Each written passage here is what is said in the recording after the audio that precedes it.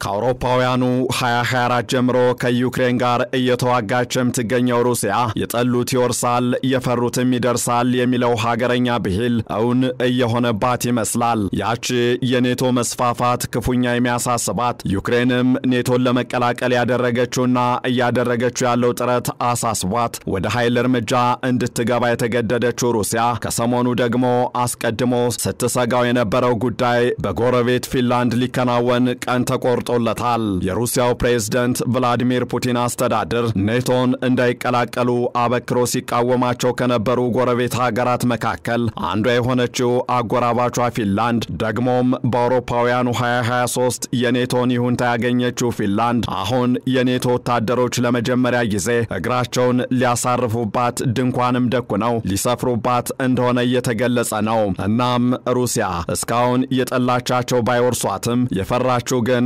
እየደረሰባት ነው። አሜሪካን ጨምሮ የ32 ሀገራት ጥምረት የሆነው የሰሜን አትላንቲክ ጦር ቃል ኪዳን ወይም ኔቶ ወታደሮች ከሩሲያ አፍንጫ ስር እንዲሰፍሩ ውሳኔ ተላልፏል። ይህ የኔቶ እንቅስቃሴ ምን አይነት ተጽዕኖ ይኖረዋል? የኔቶ ወታደሮች ሩሲያን ከፍተኛ የድንበር ርዝመት በምትጋራው ፊንላንድ መስፈር ለምንስ ትኩረት የሚሰጠው ጉዳይ ሆነ የሚሉትንና ተያያዥ ጉዳዮችን በዕለቱ የዓለም አቀፍ ትንታኔ ዝግጅታችን እንመለከታለን። ከትንታኔ ዘገባው ጋር ታሪኩ ጋሹ ነኝ። በአውሮፓውያኑ ኤፕሪል 4 2023 31ኛዋ የኔቶ አባል ሀገር ሆና የተቀላቀለችው የሰሜን አውሮፓዋ ሀገር ፊንላንድ በቆዳ ስፋቷ በዓለም በቀዳሚነቷ የምትጠቀሰውን ሩሲያ ከሚያዋስኗት 14 ሀገራት መካከል አንዷ ናት። ወደ 6 ሚሊዮን የሚሆን ሕዝብ የያዘችው ፊንላንድ ከሩሲያ ጋር ቀጥተኛ የሆነ ድንበር የምትዋሰን ብቻ ሳትሆን እጅግ ረዥሙንና 1440 ኪሎ ሜትር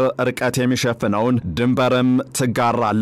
ሀገሪቱ ምንም እንኳን ከሁለተኛው የዓለም ጦርነት በኋላ ፊንላንዳይዜሽን የተባለ ራስን ከየትኛውም ወታደራዊ ጥምረት የመነጠል አካሄድ ስትከተል የቆየች ቢሆንም በአውሮፓውያኑ ፌብሩዋሪ 24 2022 በሩሲያና ዩክሬን ጦርነት መቀስቀሱን ተከትሎ ባደረገችው የአቋም ለውጥ መሰረትም የኔቶ ጥምረትን ለመቀላቀል ጥያቄ አቅርባ በቀጣዩ ዓመትም ፈቃድ አግኝታለች። ሀገሪቱ ለበርካታ ዓመታት ስትከተል የነበረውን ከየትኛውም ወታደራዊ ጥምረት ራስን ገለልተኛ ማድረግ ወይም ፊንላንዳይዜሽን ወጣ ኔቶን የተቀላቀለችው ሩሲያን በመስጋት ወታደራዊ ከለላን ለማግኘት ቢሆንም ሞስኮ ግን አጥብቃ የተቃወመችው በይፋም ያወገዘችው ጉዳይ ነበር።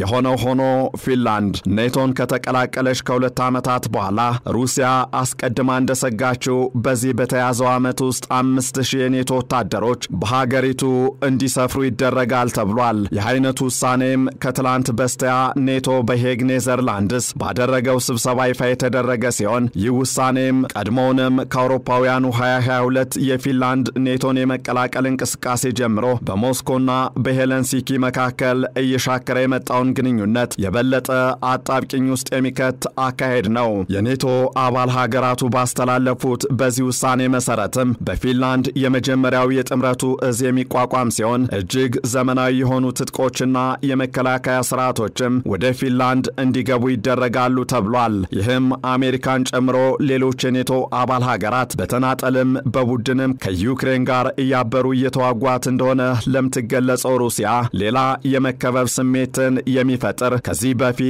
በሁለቱ ሀገራት መካከል የነበረውንም ግንኙነት የሚያሻሽል ሳይሆን የሚያሽመደምድ ነው። በእርግጥም ኔቶ በቅርቡ ያስተላለፈው ውሳኔ በፊንላንድ ሰሜናዊ ክፍል ምሽግ ቆፍረው ድንኳንም ደኩነው የሚቀመጡ 5000 ወታደሮችን ለማሰማራት ብቻ አይደለም። ይልቁንም ኔቶ አዲስ የምድር ኃይል ዋና መስሪያ ቤት በሌላኛው የሀገሪቱ ክፍል ማለትም በደቡባዊ ፊንላንድ እንደሚከፍትም አስታውቋል። ወታደሮቹ ሰሜናዊ ፊንላንድ ላይ የምድር ኃይሉን ዋና ማዘዣ ጽሕፈት ቤት ደግሞ ደቡባዊ ፊንላንድ ማይከሊ ላይ ሀገሪቱን ከሰሜን እስከ ደቡብ ያካለለ በደንብ የታሰበበት የተጠና አቀማመጥ። ከዚህ ጉዳይ ጋር በተያያዘ የፊንላንድ መከላከያ ሚኒስትር አንቲ ሃካነን በዚህ የኔቶ ውሳኔ እንደተደሰቱ የገለጹ ሲሆን አዲስ የሚከፈተው የኔቶ የምድር ኃይል ዋና ማዘዣ ወይም ጽሕፈት ቤት ከሩሲያና ፊንላንድ ድንበር የ2 ሰዓት የተሽከርካሪ ጉዞ ብቻ የሚፈጅ ነው ሲሉ አስታውቀዋል። የመከላከያ ሚኒስትሩ በኤክስ ገጻቸው እንዳስታወቁት እንደ ስዊድን፣ ፈረንሳይ፣ እንግሊዝ፣ ኖርዌይ፣ ዴንማርክና አይስላንድ ከፍተኛ ድጋፍ እያደረጉ ነው። ይህም በሩሲያ በኩል ሌላ ሰፊ ዝግጅት እንዲኖርና ከፍተኛ የጦር መሳሪያ ምርትና ክምችት እንዲኖር የሚያስገድድ ሲሆን ሀገራቱንም የበለጠ በጥርጣሬ እንዲኖሩ የሚጋብዝ ክስተት ተደርጎ የሚወሰድ ለኔቶና ለአባል ሀገራቱ ደግሞ እንደ ስኬት የሚቆጠር ድርጊት ነው። በእርግጥም ፊንላንድ ከዚህ በፊት ሩሲያ ስደተኞችን አስታጥቃ የላከችብኝ ነው የሚል ክስ ማንሳቷንና የሩሲያ ዩክሬንን ጦርነት ተከትሎም በርካታ እርምጃዎች እየወሰደች ትገኛለች።